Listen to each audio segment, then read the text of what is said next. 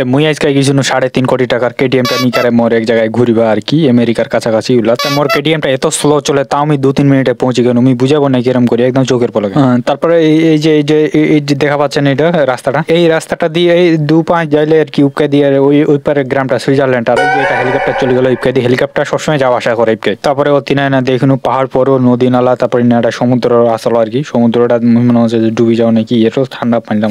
তারপরে আমার কেটিএমটা লাথে চালু কোনো আর কি, চাবিটা ঢুকবার দরকার নেই। থেকে মোর থাকি বড় মানে মোর থাকি ছোট আর কি না, দুটো সায়েন্টিস্ট স্কুল থেকে পরীক্ষায় আসলো আর কি। দুটো মানে এটা কেটিএম এর উপর বসি, একজন পাশাইতে বসি আসলো আর একজন আগাইতি। তারপরে উপকা দিয়ে এটা ফাটাম করে এটা মেট্রো রেল পার হয়ে গেল। তারপরে যাদের যাতে কেটিএমটাতে ওর সাথে কথাবার্তা হলি আর কি সায়েন্টিস্টদের সাথে, যে দেশটা কিরম করে আগে বাড়ে যাবি, কিরম করে রকেটটা আকাশত পাঠা যাবি। তখন ওরা কয়েছে কি যে হারা তো এখনো প্যান্টা পিনতে বেশি কিনা, হারা গিলে কি যায়। তারপরে ওরা কয়েছিল যে রকেটটা যদি বড় যে হাটের মাঝখানে ছোঁয়া যায় তাহলে চলে যাবি হালুয়া তালের পিকে, রাস্তাটা ভালো আছে তাহলে রকেটটা ওকে দিয়ে চলে যাবি। তারপরে মুই কোনো কথাটা তোরা ঠিকই কইছেন, এখন মোর কেটিএমটা বেচবি, এই রকেটটা বানবা হবি না, তো ওটা মোটামুটি হবি 3.5 কোটি টাকা। তারপরে ওরা কেটিএমটা পেট্রোল মারতে মারতে বাদ চলে গেল।